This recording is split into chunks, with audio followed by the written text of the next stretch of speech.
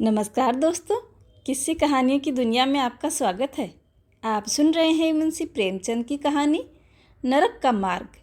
कहानी पसंद आए तो वीडियो को लाइक कीजिए और चैनल को सब्सक्राइब कीजिए। तो आइए सुनते हैं। रात भक्तिमाला पढ़ते पढ़ते न जाने कब नींद आ गई। कैसे कैसे महात्मा थे जिनके लिए भगवत प्रेम ही सब कुछ था, इसी में मगन रहते थे। इस जीवन में कौन सा सुख रखा है? आभूषणों से जिसे प्रेम हो वह जाने। यहाँ तो इनको देखते ही आंखें फूटती हैं।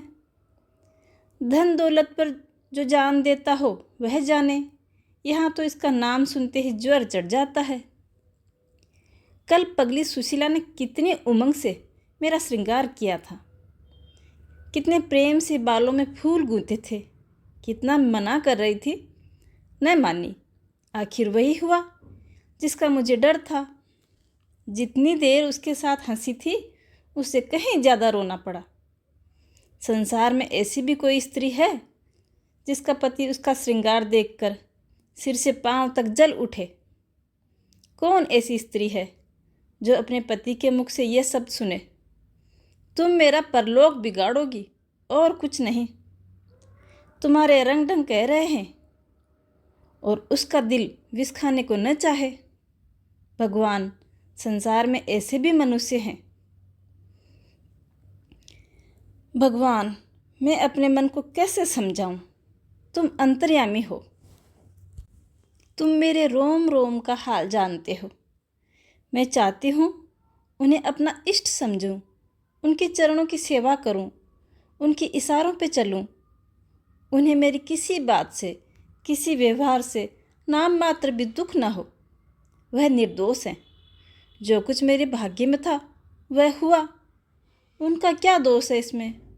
न माता पिता का दोष, सारा दोष मेरे नसीबों का है। लेकिन ये सब जानते हुए भी जब उन्हें आते देखती हूँ तो मेरा दिल बैठ जाता है। मुंह पर मुर्दनी सी छा जाती है, सिर भारी हो जाता है। जी चाहता है उनकी सूरत ही न देखूं। उनके आने के समय दिल में धड़कन सी होने लगती है। दो एक दिन के लिए कहीं चले जाते हैं तो दिल पर से एक बोझ सा हट जाता है। हंसती भी हूँ, बोलती भी हूँ, जीवन में कुछ आनंद आने लगता है। लेकिन उनके आने का समाचार पाते ही फिर चारों ओर अंधकार। चित्त की ऐसी दशा क्यों, ये मैं नहीं कह सकती। मुझे तो ऐसा जान पड़ता है कि पूर्व जन्म में हम दोनों में बैर था। उसी बैर का बदला लेने के लिए उन्होंने मुझसे विवाह किया है। वही पुराने संस्कार हमारे मन में बने हुए हैं, नहीं तो वह मुझे देखकर इतने क्यों जलते और मैं उनकी सूरत से क्यों घृणा करती? विवाह करने का तो ये मतलब नहीं होता। मैं अपने घर में इससे कहीं ज़्यादा सुखी थी। कदाचित मैं जीवन पर्यंत अपने घर में ही आराम से रह सकती थी। लेकिन इस लोक प्रथा का बुरा हो जो अभागिनी कन्याओं को किसी न किसी पुरुष के गले में बांध देना अनिवार्य समझती हैं। सुशीला को हमेशा हंसते हुए देखती हूँ। वह कभी अपनी दरिद्रता का रोना नहीं रोती। गहने नहीं हैं, कपड़े भी नहीं, भाड़े के छोटे से मकान में रहती है। अपने हाथों घर का सारा काम काज करती है, फिर भी उसे कभी उदास नहीं देखा। अगर अपने बस की बात होती तो आज अपने धन को उसकी दरिद्रता से बदल लेती। अपने पतिदेव को मुस्कुराते हुए घर में आते देखकर उसका सारा दुख दारिद्र्य छूमंतर हो जाता है, छाती गजबर की हो जाती है।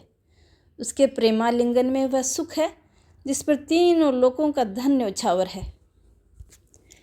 आज मुझसे जब्त न हुआ।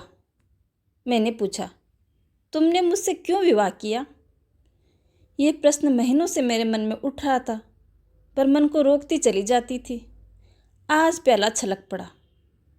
ये प्रश्न सुनकर कुछ बौखला गए, बगले झांकने लगे, खीसे निकाल के बोले, घर संभालने के लिए, गृहस्थी का भार उठाने के लिए, और नहीं तो क्या भोग विलास के लिए किया? गृहिणी के बिना घर भूतों का डेरा सा लगता है। नौकर चाकर घर की संपत्ति उड़ाए लेते हैं। जो चीज़ जहाँ पड़ी रहती है वहीं पड़ी रहती है, कोई देखने वाला ही न था। तो अब मालूम हुआ कि मैं इस घर की चौकसी करने के लिए लाई गई हूँ। मुझे इस घर की रक्षा करनी चाहिए, अपने को धन्य समझना चाहिए। ये सारी संपत्ति मेरी है, मुख्य वस्तु संपत्ति है। मैं केवल चौकीदारनी हूँ। ऐसे घर में आज ही आग लगे। अब तक तो मैं अनजाने में घर की चौकसी करती थी। जितना वे चाहते थे उतना ना सही, पर अपनी बुद्धि के अनुसार अवश्य करती थी। आज से किसी चीज़ को भूल के भी न छूऊंगी, कसम लगे मुझे।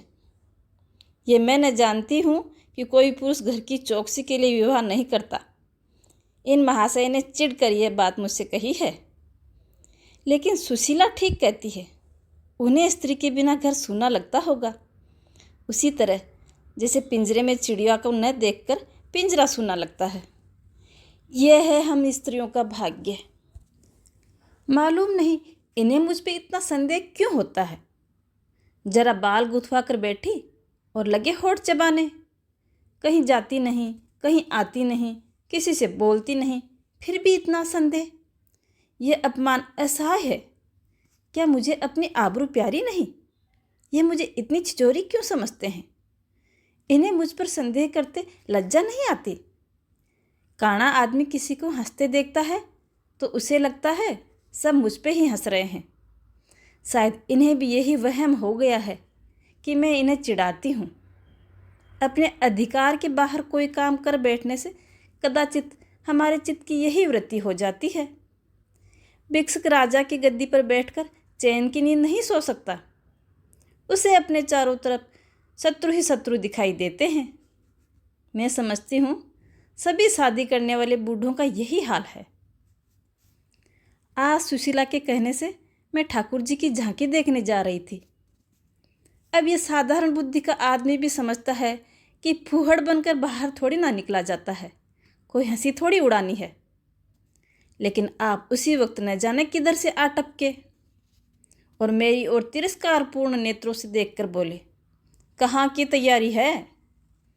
मैंने कह दिया, जरा ठाकुर जी की झांकी देखने जाती हूँ। इतना सुनते ही त्योरियां चढ़ाकर बोले, तुम्हारे जाने की कोई ज़रूरत नहीं।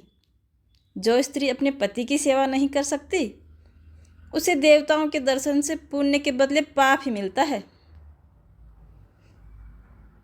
मुझसे उड़ने चली हो, मैं औरतों की नस नस पहचानता हूँ। ऐसा क्रोध आया कि बस अब क्या कहूँ। उसी दम कपड़े बदल डाले। न जाने क्या सोचकर रुक गई। उनकी बात का जवाब तो यही था कि उसी क्षण घर से चल खड़ी होती, फिर देखती मेरा क्या कर लेते। आज 3 दिन से बीमार है। डॉक्टर कहते हैं बचने की कोई आशा नहीं, निमोनिया हो गया है। पर मुझे न जाने क्यों इनका गम नहीं। मैं इतनी वज्र हृदय कभी नहीं थी। न जाने वह मेरी कोमलता कहाँ चली गई। किसी बीमार की सूरत देखकर मेरा हृदय करुणा से चंचल हो जाता था। मैं किसी का रोना भी न सुन सकती थी। वही मैं हूँ कि आज 3 दिन से अपने बगल के कमरे में ये पड़े करा रहे हैं और सुनती रहती हूँ। एक बार भी उन्हें देखने तक न गई। आंखों में आंसू आने का तो जिक्र ही क्या। मुझे ऐसा मालूम होता है इनसे मेरा कोई नाता ही नहीं। मुझे चाहे कोई कुछ भी कहे, पिशाचिनी कहे, उल्टा कहे, पर मुझे तो ये कहने में लेस मात्र भी संकोच नहीं कि इनकी बीमारी से मुझे एक प्रकार का ईर्ष्यामय आनंद होता है। इन्होंने मुझे कारावास में रखा। मैं इसे विवाह का पवित्र नाम नहीं देना चाहती। ये कारावास ही है।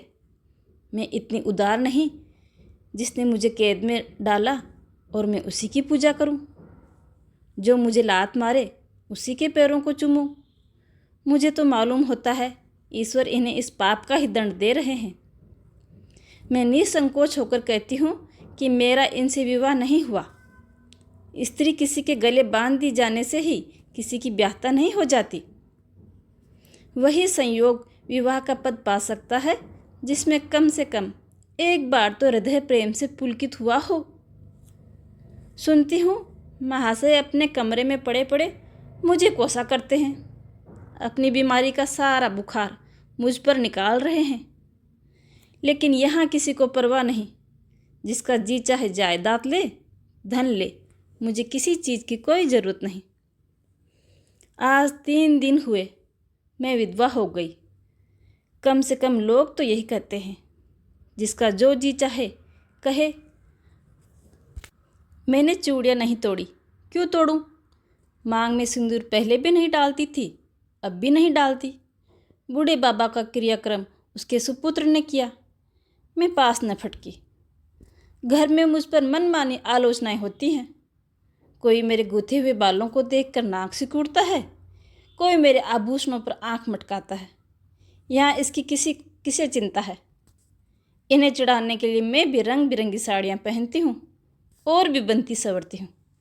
मुझे जरा भी दुख नहीं, मैं तो कैद से छूट गई। इधर कई दिनों से सुशीला के घर न गई थी, आज गई। छोटा सा मकान है, कोई सजावट न सामान, 4 पाई तक नहीं, पर सुशीला कितने आनंद से रहती है। उसका उल्लास देखकर मेरे मन में भी भांति भांति की कल्पनाएं उठने लगती हैं। इसके जीवन में कितना उत्साह है। आंखें मुस्कुराती रहती हैं, होठों पर मधुर हास्य खेलता रहता है, बातों में प्रेम का स्रोत बहता हुआ जान पड़ता है। इस आनंद से चाहे वे कितना ही क्षणिक हो, जीवन सफल हो जाता है। एक दिन मैंने सुशीला से कहा, अगर तेरे पतिदेव कहीं परदेश चले जाएं तो तू तो रो के ही मर जाएगी। सुशीला गंभीर भाव से बोली, नहीं बहन, मरूंगी नहीं। उनकी याद सदैव प्रफुल्लित करती रहेगी, चाहे उन्हें परदेश में बरसों ही लग जाएं। मैं यही प्रेम चाहती हूँ। इस चोट के लिए मेरा मन तड़पता रहता है। मैं भी ऐसी ही स्मृति चाहती हूँ जिससे दिल के तार सदैव बजते रहें, जिसका नशा नित्य छाया रहे। रात रोते रोते हिचकियाँ बंध गई। न जाने क्यों दिल भर भर आता था। क्या चाहती हूँ वह मैं स्वयं नहीं जानती, लेकिन मैं जो नहीं जानती वह मेरा एक एक रोम जानता है। मेरे चित्त की चंचलता उस अंतिम दशा को पहुँच गई जब मनुष्य को निंदा की न लज्जा रहती है न भय। जिन लोभी स्वार्थी माता पिता ने मुझे कुएं में ढकेला, जिस पाषाण हृदय प्राणी ने मेरी मांग में सिंदूर डालने का स्वांग किया, उनके प्रति मेरे मन में बार बार दुष्कामनाएं उठने लगी। मैं उन्हें लज्जित करना चाहती हूँ। मैं अपने मुंह में कालिक लगाकर उनके मुख में कालिक लगाना चाहती हूँ। घर के सारे आदमी सो रहे थे। मैं चुपके से नीचे उतरी, द्वार खोला और घर से निकली। जैसे कोई प्राणी गर्मी से व्याकुल होकर घर से निकले और किसी खुली जगह की ओर दौड़े। उस मकान में मेरा दम घुट रहा था। सड़क पर सन्नाटा था, दुकानें बंद हो चुकी थी। सहसा एक बुढ़िया आती हुई दिखाई दी। मैं डर गई, कहीं चुड़ैल तो नहीं। बुढ़िया ने मेरे समीप आकर मुझे सिर से पांव तक देखा और बोली, किसकी राह देख रही हो बेटी? मैंने चिढ़कर कहा, मौत की। बुढ़िया, तुम्हारे नसीबों में तो अभी जिंदगी के बड़े बड़े सुख भोगने लिखे हैं। अंधेरी रात गुजर गई, आसमान पर सुबह की रोशनी नजर आती है। मैंने हंसकर कहा, अंधेरे में भी तुम्हारी आंखें इतनी तेज हैं कि नसीबों की लिखावट पढ़ लो। बुढ़िया, आंखों से नहीं पढ़ती, अकल से पढ़ती हूँ। धूप में चूड़े नहीं सफ़ेद किए। तुम्हारे बुरे दिन गए और अच्छे दिन आ रहे हैं। हंसो मत बेटी, यही काम करते इतनी उम्र गुजर गई। इसी बुढ़िया की बदौलत जो नदी में कूदने जा रही थी, वे आज फूलों की सेज पे सो रही हैं। जो जहर का प्याला पीने को तैयार थी, वे आज दूध की कुल्लियाँ कर रही हैं। इसीलिए इतनी रात गए निकलती हूँ कि अपने हाथों किसी अभागिन का उद्धार हो सके तो करूँ। किसी से कुछ मांगती नहीं, भगवान का दिया सब कुछ है घर में। केवल यही इच्छा है कि अपने से जहाँ तक हो सके दूसरों का उपकार करूँ। जिन्हें धन की इच्छा है उन्हें धन मिले, जिन्हें संतान की इच्छा है उन्हें संतान। बस और क्या कहूँ, वह मंत्र बता देती हूँ, जिसकी जो इच्छा है वह पूरी हो जाती है। मैंने कहा, मुझे न धन चाहिए न संतान। मेरी मनोकामना तुम्हारे बस की बात नहीं। बुढ़िया हंसी। बेटी, जो तुम चाहती हो वो मैं जानती हूँ। तुम वह चीज़ चाहती हो जो संसार में होते हुए स्वर्ग की है, जो देवताओं के वरदान से भी ज़्यादा आनंद प्रिय है। लेकिन मेरे मंत्र में वह शक्ति है जो भाग्य को भी संवार सकती है। तुम प्रेम की प्यासी हो। मैं तुम्हें उस नाव पर बैठा सकती हूँ जो प्रेम के सागर में, प्रेम की तरंगों पर क्रीड़ा करती हुई तुम्हें सागर पार उतारे। मैंने उत्कंठित होकर पूछा, माता तुम्हारा घर कहाँ है? बुढ़िया, बहुत नज़दीक ही है बेटी। तुम चलो तो मैं अपनी आँखों पर बिठा कर ले चलूँ। मुझे ऐसा मालूम हुआ ये कोई आकाश की देवी है। उसके पीछे पीछे चल पड़ी। आह, वह बुढ़िया जिसे मैं आकाश की देवी समझती थी, नरक की डायन निकली। मेरा सर्वनाश हो गया। मैं अमृत खोजती थी, विष मिला। निर्मल स्वच्छ प्रेम की प्यासी थी, गंदे विषाक्त नाले में गिर पड़ी। वह वस्तु न मिली थी, न मिली।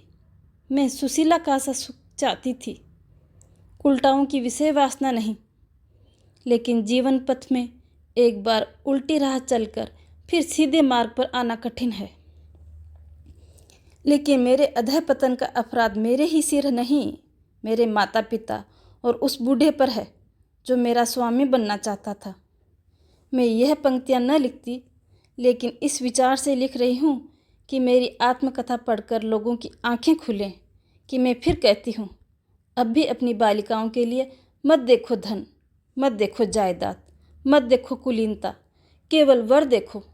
अगर उनके लिए जोड़े कवर नहीं पा सकते तो लड़की को कुंवारा ही छोड़ दो, जहर देकर मार डालो, गला घोट डालो, पर किसी बूढ़े खुसट के साथ मत ब्याहो। स्त्री सब कुछ सह सकती है, दारुण से दारुण दुख, बड़े से बड़ा संकट। अगर नहीं सह सकती तो अपने यौवन काल की उमंगों का कुचला जाना।